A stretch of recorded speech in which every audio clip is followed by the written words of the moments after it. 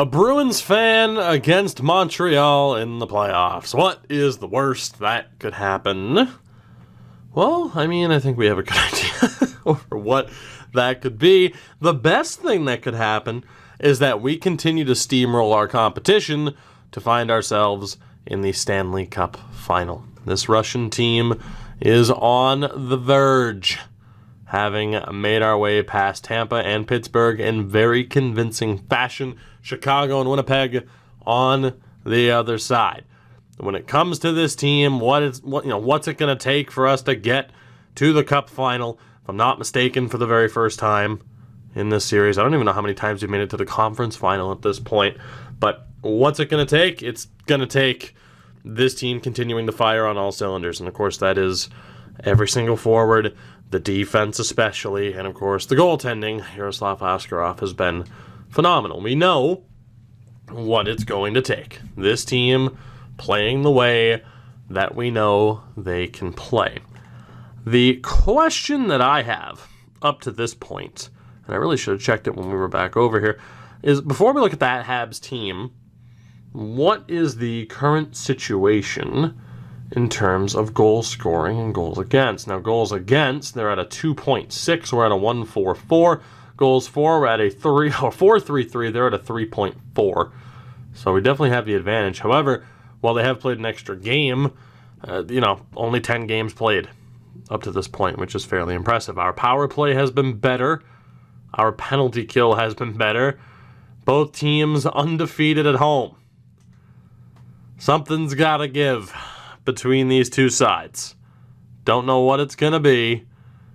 Let's take a look at their lineup, though, to see just how optimistic or perhaps pessimistic we are going to be heading into this series. This is the Habs team that has gotten them this far.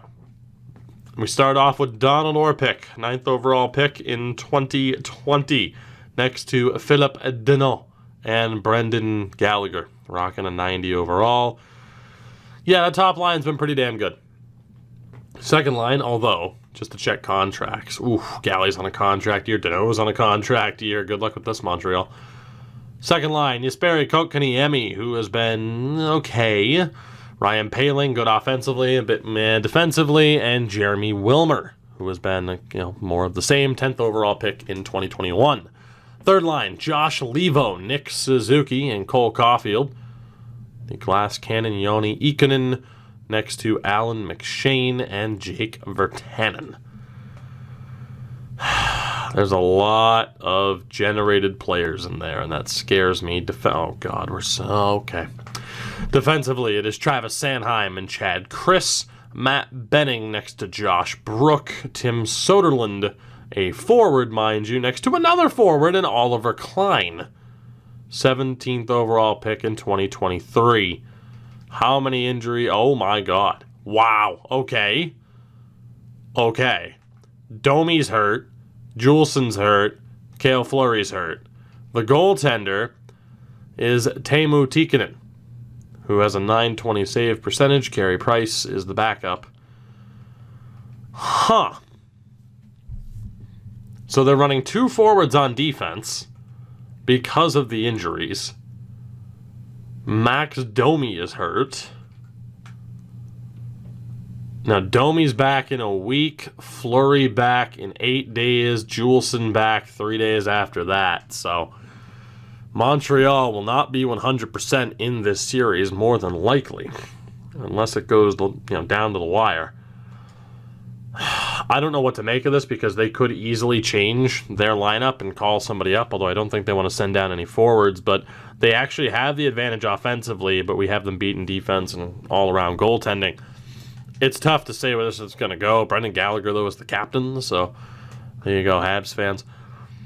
This was already going to be a very weird series. It just got even more strange, which I didn't think was possible. But regardless, it's time to get this series underway. It is game one. What's going to happen here? Again, something has to give between these two teams with the pace that we have both been on. Someone's going to fall short. First period of game one, and a 1-0 lead for the Russians after a dominant first period. 16 shots to just 2. the fewest amount of shots I think I've ever seen in the first period.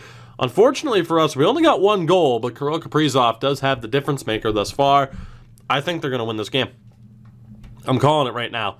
The fact that we're only up by one after that dominant of a period scares the hell out of me.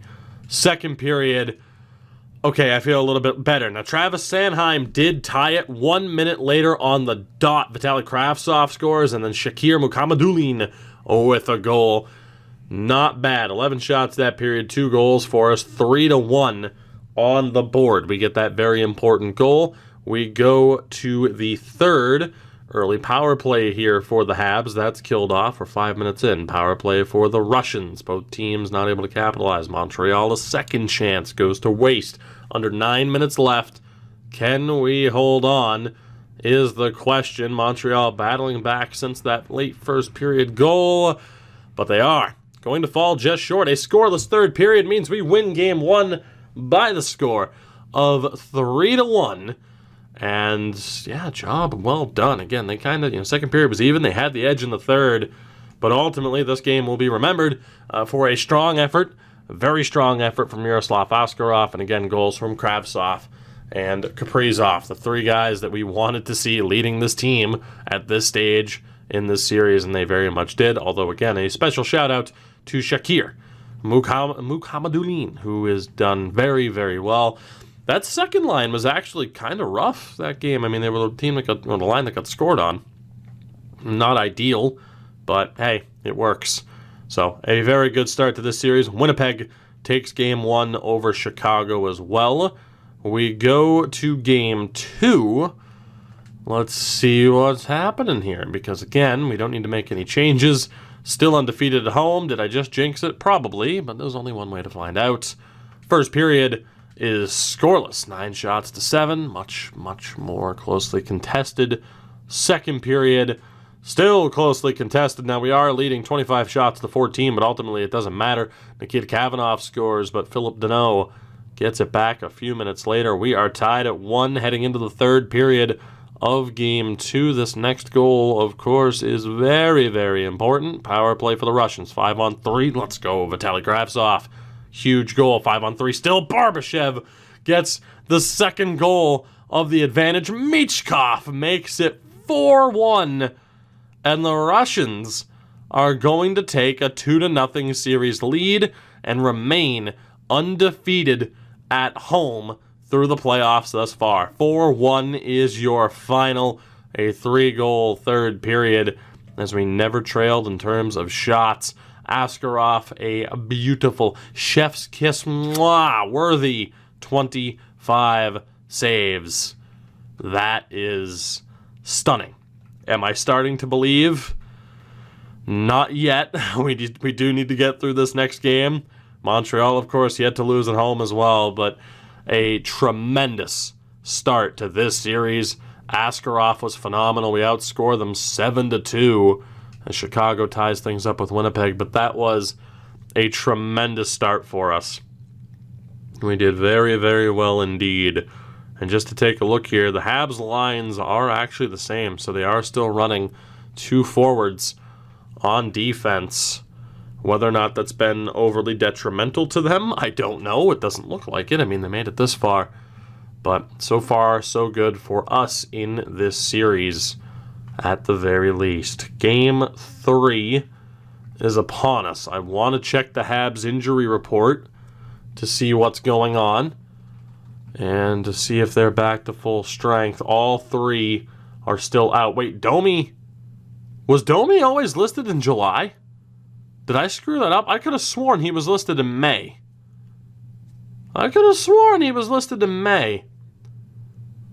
But yeah, Domi's out then. Okay, July 17th. I was going to say elbow surgery, but I could have sworn I read May and that he was due back soon. So Max Domi's just flat out of the series, which is phenomenal news for us. I'm going to be very intrigued to watch this footage back to see if I was right or not. Maybe I just completely misread that. But that's huge news. So they still have to deal with the injuries. We go to game 3 looking to be the first team to win a game at Bell Centre, the Centre Bell, in this postseason. First period, advantage Montreal. Alan McShane with the goal, 12 shots apiece. We're down 1-0. Second period, good God. Now Gino and a power play goal from Svechnikov. That's a great way to start. But from there, Wilmer, Benning 40 seconds later, and Ryan Poehling. It's 4-2 Montreal. Heading into the third period of Game 3. Early power play chance for us here. Not scoring on that is the death knell. We are in a lot of trouble. Power play, Svechnikov does get one. We're within one. Still have half the period to play, but we need to score a goal quick. We can't let this go down to the wire. It's looking like Montreal's going to hold on and stay undefeated at home and work their way back into this series. Yes. Damn. So for just the second time this postseason, we lose a game. 4-3 is your final. Not the performance that we needed from Askarov. Svechnikov was tremendous, but we needed Yaro to step up a little bit more than he did. And unfortunately, it wasn't his finest game. And I mean, defensively, Provorov was awful. Sergachev as well. Our top players let us down. That game, our top players let us down. That was the difference maker. Goaltender included. So just not a great game for us by any means. And now we absolutely have to be worried about the trend, that thought of, okay, the home team just wins through the first 4 games. If that happens, we're in a little bit of trouble. Otherwise, we have a chance to end this series relatively quickly, so we'll see. We're going to jump into it. We have no reason to really change up the lines. It's Game 4. Let's see how it goes down. First period and an early advantage. Now, Orpik gets the early goal for Montreal, but Kravtsov scores, and then 5 minutes later, under 5 minutes later, Alex Romanov gets one for us. 14 shots to 9 and a 2-1 lead on the board. Very good to see our defense getting involved. Second period. You know,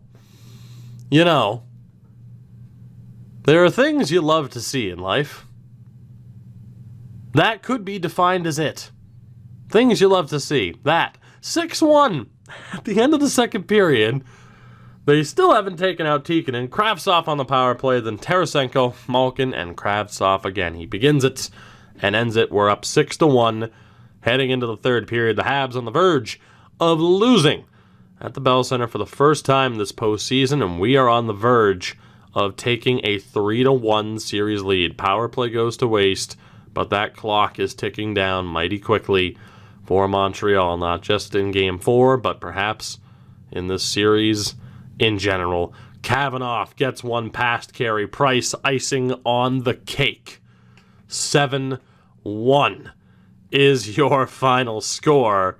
The Dynamo. I can't believe I'm saying this because it doesn't feel real, because I just keep waiting for the bad news. I keep waiting for us to, start losing out of nowhere, because we are a good team, and that's what good teams do in the playoffs. We are 1 win away from the Stanley Cup final. No Ovechkin. Numerous other changes. We are 1 win away from the Stanley Cup final. Vitaly Kravtsov with a fantastic game. And we are so close. Kravtsov, Tarasenko, Kaprizov, and then again, now you see Sergachev stepped up in a big-time way. Alex Romanov as well. Spectacular effort from the team. Only 4 players that weren't a plus in that game. And then goaltending-wise, credit to Askarov. He has probably his worst game of the postseason, but he bounces back in a big-time way, gets a 7-1 victory, and again, we are now just 1 win away. Things could still go so wrong, as Montreal is fully healthy with the exception of Max Domi still being out. Things could still go so wrong. But for now, it's just 1 win. That's all we need as we get a look at this team. Now that they're healthy, Klein and Soderlund in on the 4th line. Fleury and Benning now there. Juleson back on that top pairing with Sanheim. So it's Ikonen and McShane. Is it Ikonen or Ikonen? I'm not sure. Regardless, they are out of the lineup. Game 5. Again, no reason to make lineup changes. We're winning. Don't worry. It's fine. We go to this 5th game. Can we seal the deal?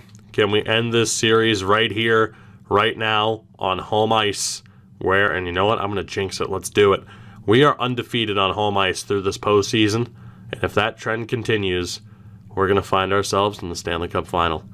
First period, 3-1 Dynamo. Kaprizov, Svechnikov. 3 unanswered within 7 minutes. Virtanen gets one back. We were outshot that period, but we're up 3-1.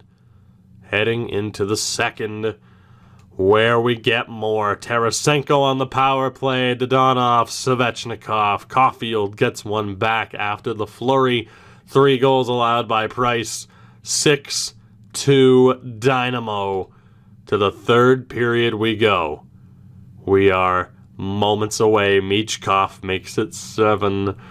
We are moments away from making it. Michkov scores again. From making it to the Stanley Cup Final with this team in one of the most impressive runs to the Cup Final. Good God, he's already dead, Gino.